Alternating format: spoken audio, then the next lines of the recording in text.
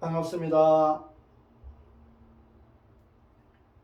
오늘은 이때까지 딱딱한 말, 우리 글에 대해서 풀어가지고 재미가 조금 없었는데, 오늘은 우리 글보다는 우리 말로 전해지는 말로 가지고 제가 오늘은 말씀을 드리고자 합니다. 적혀가 있는 것처럼 누워서 떡 먹기.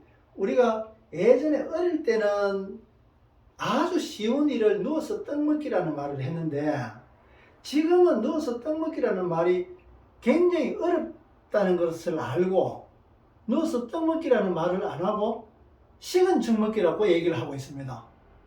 그래서 아주 쉬운 일을 가지고 이야기할 때 누워서 떡 먹기가 맞느냐, 식은 죽 먹기가 맞느냐. 그런데 쉽다는 것은 어려움이 전제가 되었을 때 쉽다는 것이 성립이 되는 겁니다. 누구든지 다 할 수 있고 어려워하는 사람이 아무도 없을 때 그것은 쉬운 것이 아니라는 겁니다. 그 자체로서 존재하는 것이지.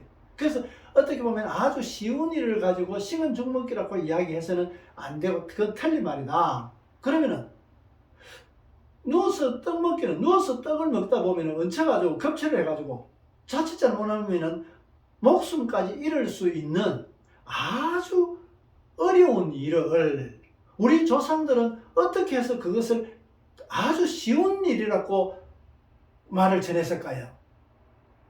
이런 거 혹시 의문을 가져보신 적이 있는지 모르겠습니다. 생명을 담보로 해야 될 만큼의 어려운 일을 어떻게 아주 쉬운 일에 대비해가지고 그런 말을 했을까? 우리 조상들이 결코 어리석거나 머리가 나쁘거나 이치를 모르는 그런 민족이 아니다 말이지. 그럼에도 불구하고 어떻게 그 생명을 담보로 해야 되는 말을 그렇게 쉬운 말에 붙여가지고 했을까? 그래서 저는 혼자서 그런 생각을 해봅니다. 이제 예전에 이제 집에서 산 동네에서 어떤 도인이 방 안에서 도반을 만나가지고 오랜만에 만나가지고 서로 공부했던 것을 도담을 나누고 도란도란 이야기하는 데 있어서 서로 따로 떨어져 공부하다 보니까 서로 분야가 조금 달라졌을 수도 있습니다. 그래서 도반한테 이것을 묻고 또 답하고 이렇게 묻고 답하고 이렇게 하는 중에 어떤 거를 물었을 때 그 도반이 했는 게, 야, 그거는 누워서 떡 먹기지, 그걸 몰라, 이렇게 했단 말이지.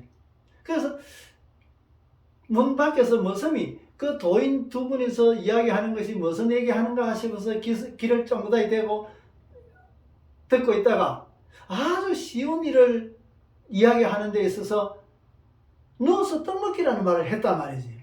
그래서 직접 물어보지는 못하고, 아주 쉬운 일에는 누워서 떡 먹기라고 하는구나. 그래서 그 무섭은 산에 나무하러 가가지고 친구들한테 그 자랑 삼아가지고 아주 쉬운 일을 누워서 떡 먹기라고 우리 어른이 그런 말씀 하셨다 그러면서 이제 자랑을 했겠지. 그래서 그것이 검증되지 않고 그 말이 전해져가지고 지금까지 전해진 것이 아닐까, 혼자서 그런 생각을 해봅니다. 왜 그러면은 아무도 중간에 거기에 대해서 검증을 하지 않았기 때문에. 그런데 실제 검증해야 될 가치가 있는 거지 않습니까? 목숨을 담보로 해야 되는 어려운 일인데, 실제 누워서 떡 먹는다는 것은 쉬운 일이 아니고 굉장히 어렵단 말이지. 그런데 그렇게 누워서 떡 먹기를 쉬운 말로 썼다는 것은 틀림없이 그 속에 의미가 있다. 무슨 뜻일까요? 결국에는 그 말 속에는 전문가라는 얘기를 하고 있습니다. 나는 전문가로서 당신은 목숨까지도 담보를 해야 될 그런 어려움을 나는 전문가이기 때문에 아주 쉽게 할 수 있다. 그것이 누워서 떡 먹기라는 말의 본 뜻입니다. 전문가는 아주 쉽다 말이지. 아주 쉬운 전문가에게는 누워서 떡 먹는 것은 아주 쉬운 일이다. 상대는 생명을 담보로 해야 될 만큼의 어려운 일인데도 불구하고. 이해가 되시지? 얼마나 멋있는 말입니까? 우리 글에는 이렇게 깊이 있는 말들입니다. 우리 민족이 보통 민족이 아니지 않습니까? 이런 글을 어느 세상에 어디에 어느 나라에서 이런 말과 이런 글을 쓸 수가 있겠습니까? 누워서 떠먹기 참 좋은 말이고 깊이가 있는 말이고 가르침이 있는 말이고 참으로 지혜로운 말이지 않습니까? 우리는 이런 말을 사용하고 있는 민족입니다.